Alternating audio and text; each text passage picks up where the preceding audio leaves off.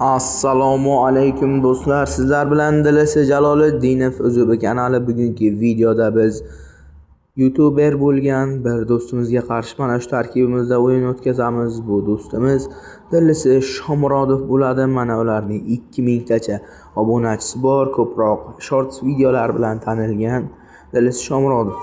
Unga qarshi o'yin o'tkazamiz albatta. Mana ular aytgan kodni yozib olamiz.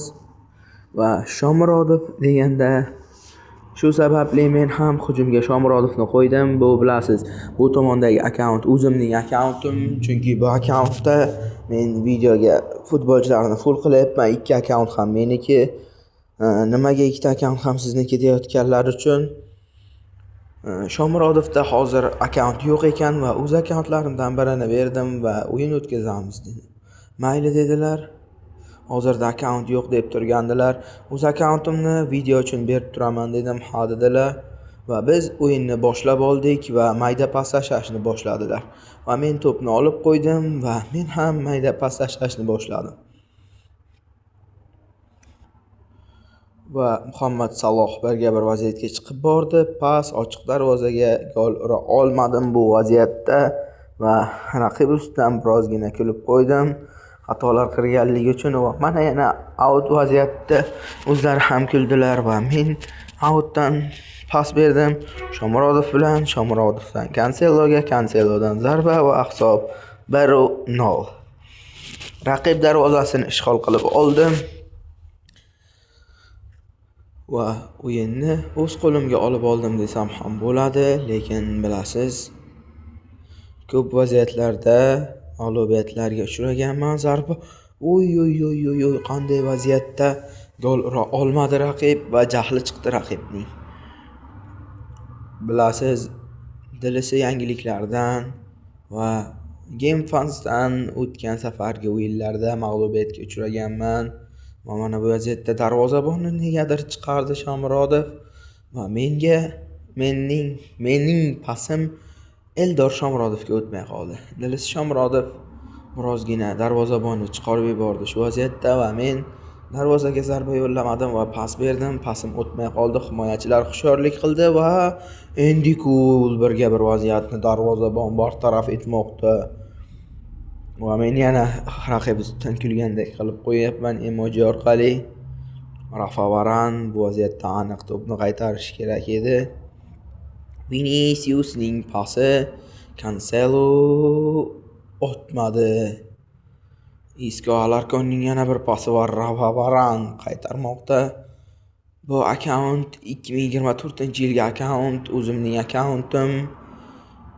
Bilasiz, o'zimning haqiqiy akkauntim bor edi, level 97 darajaga ko'tarilgan va yana birga bir vaziyatni gol ura olmadim. O'sha akkauntni bilasiz, Google'ga ulagandim eski telefonimda, YouTube akkaunt bilan birgalikda yo'q bo'lib ketdi. Umuman endi menda faqatgina bitta mana shu akkaunt va video davomida full qilib borgan eski akkauntim bor. Unda ham yaqin kunlarda yangi video chiqadi va biz Kylian Mbappeni, Rudigerni, Ronaldoni maydonga tushirmaganmiz, chunki ularda qizil kartochka bor edi. O'rtoqlik o'yinida bilasiz, qizil kartochka olgan o'yinchi tushsa bo'ladi, lekin Dilisi boshida tushirmaydi, ikkinchi taymda tushirib yuborsa bo'ladi va keyingi o'yinda baribir qizil kartochka bilan turaveradi. Shomurodov hozircha juda yaxshi o'yin ko'rsatyapti, o'z vaziyatlaridan foydalana olmayapti. Men esa vaziyatlardan ideal darajada foydalandim desam ham bo'ladi. Va Vinicius va gol, hisob 2-0. Menda ko'rib turibsiz, biroz internetda qochishlar bo'lmoqda va raqibga do'stlik emojisini tashlab qo'yamiz albatta. Va ular ham shunday qo'l bergandek qilib qo'ydilar va men yana o'yinda davom etmoqdaman. Raqib biroz taktikani to'g'rilashda xato qildimikan deb ham o'ylab qoldim, chunki u akkauntda o'zi tushirib beradigan best 11 ni bosadigan bo'lsangiz, wow, 3-0 hisob. Vinicius Junior birdaniga o'zgarishlar qilamiz. Vinidan ko'rib turibsiz, 6 ta 100 chiqqan. Messini tushiramiz. Shomurodov o'rniga Ronaldo. va Antonio Rudiger Rafa Varan o'rniga, Cancelo o'rniga Casemiro tushmoqda va Modricni qanotga olib qo'yamiz. Nima demoqchi edim? Xo'p. Biroz taktikalarda xato qildi raqib.